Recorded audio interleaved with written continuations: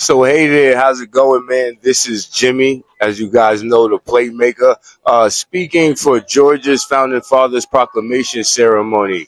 Um, Over the course of the last few weeks, been able to interview a few brothers who have been doing some amazing things in and around Atlanta, in and around other communities that they have been with and that they are currently affecting. So today, I'm sitting here with Nate Paxton.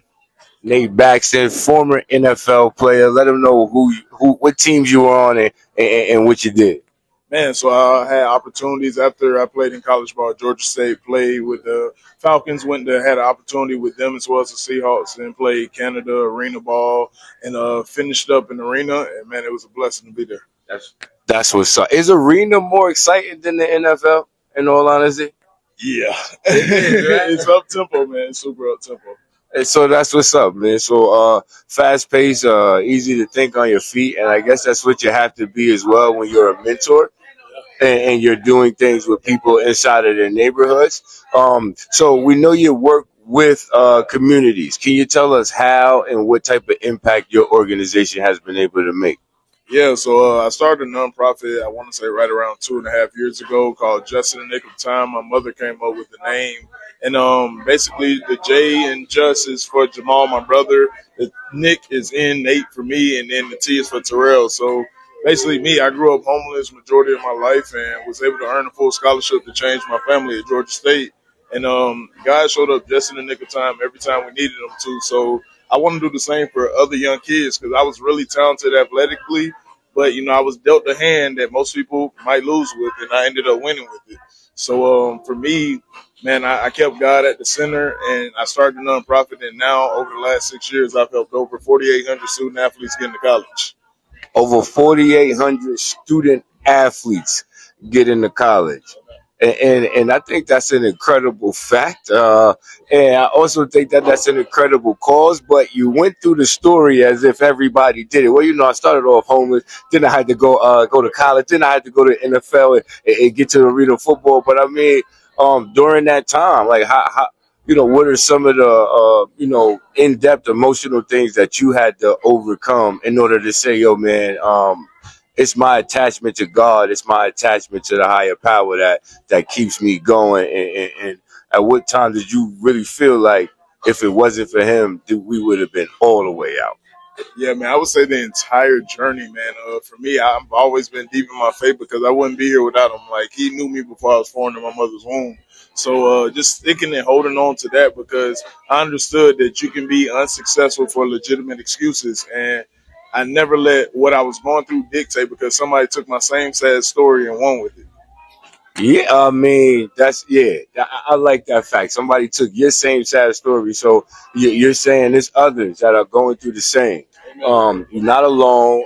Adversity is there, but it's a group of guys who made it through that, and those guys can be able to tell you how to come out of that. And that's what your movement is doing now, telling brothers how to come out of that.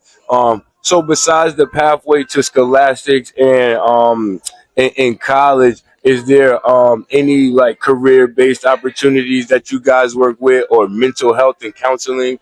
Yeah, so being that this is we're looking to have our first live event this year as far as like a gala basically. But when it comes down to as far as just what we're doing, we're mentoring student athletes to actually not just go be a pro in their sport, but go be a pro in life. So whatever that looks like, whether it's HVAC, cutting hair, whatever that looks like, because I believe that exposure brings expansion. And when you help these kids grow their mindset and see that it's more than just catching and throwing the ball and shooting the ball, I feel like we're really winning people. Oh yeah, so it's a well rounded plan. It's a A, it's a B, it's a C. It's like we're not building athletes, we're building character, building purpose. I mean, a guy who could run a fast 440 and be able to fix the HVAC in the house. I mean, yeah, that's a bad mamma jamma. I'm not gonna lie. If you skilled in both arenas, you set to succeed. You're set to succeed, and that's a. Is in. Are you guys starting here in Atlanta with goals to expand? So I've helped kids all over the world. So I've helped kids in Africa, I had a kid in Australia, a kid in Canada. So I help kids all over. I actually got a kid in London I'm about to start working with on Monday. So it's we're all over, but as far as just events, I do want to travel around the country and basically open it up all over the country. But the first place got to be home, got to be here. What kind of connections do you guys need? Who is it that you say, hey, if these guys stepped up to work with us, or you're saying we're currently trying to access this group of people, if they could meet us halfway, we could do a lot more. Who would be that connecting point that you would either want to work with more often, or need to have that connection with? And I would say one sponsors because I have the system fully planned. I have mentors and everything lined up. It's more so just I have kids that reach out to me, their families reach out to me. They see the work that I've done in the past. They want the help. They want to get their kid in the right mentorship program and with the right people. So for me, I'm looking for partnerships as far as people who want to sponsor kids, but even then, I'm looking for businesses that allow me to come in. Like Salesforce is one that I'm working with now, where I can bring the kids in and show them a new environment. Like this isn't a football field or a basketball court. This is somewhere where okay, I want to walk into my career. So for me, that's the biggest thing. I'm looking for those type of opportunities to really just expand these kids' mindset, basically. So I think we would be saying workforce development groups, Yeah. businesses that are in need of staffing, those who have non-licensable education or non-licensable skill sets. Reason why I say non-licensable because that's quick entry, quick access, and it doesn't cost anybody anything, right? And again, when we say with our program, the Hair Hustlers Academy, in the state of Georgia, you don't need a license to braid, do two quick weaves or wig installs. But we also cut off the disparity of paying $20,000 to go to cosmetology school. So it works in conjunction with that. Do you need these people to step up and let you know where they are, or do we need to begin to talk about industries? I think I need them to step up and let me know where they are because I mean I'm definitely always networking, but at the same time, I mean can't be a one man army.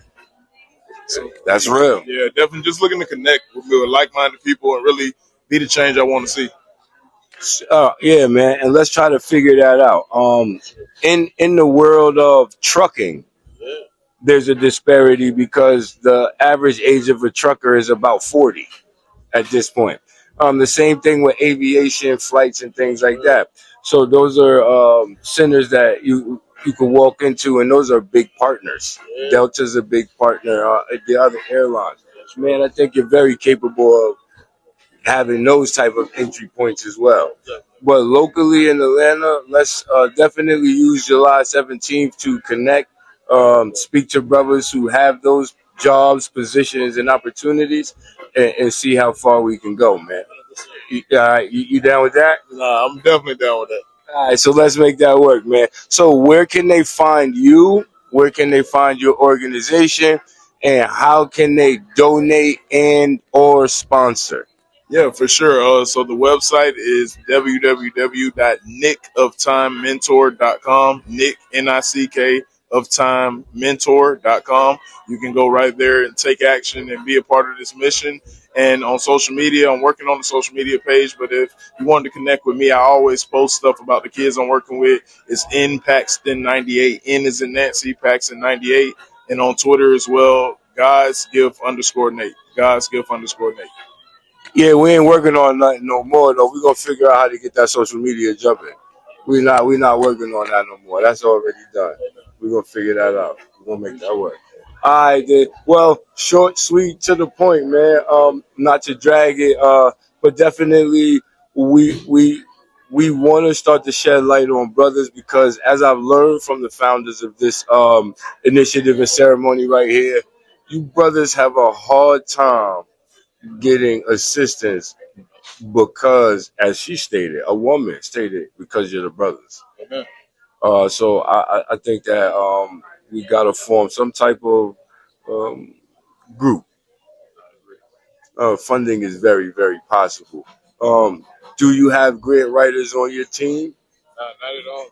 It's truly been almost like a one man show, to be honest with you. It's been me just going out, from starting it all the way to now. The team that I do have is on the recruiting aspect, but as far as like the logistics of the nonprofit, it's just been me.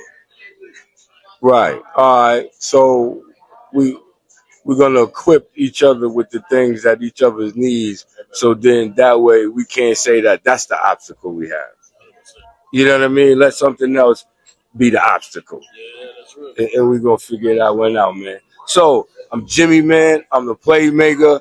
Let the brothers sign off, say peace, and for those who you are trying to help, the young brothers and sisters who you are trying to get in contact with, what's the one message that you have for them? For those you have not been able to reach yet, but will see soon, what do you want them to know before you get in contact with them?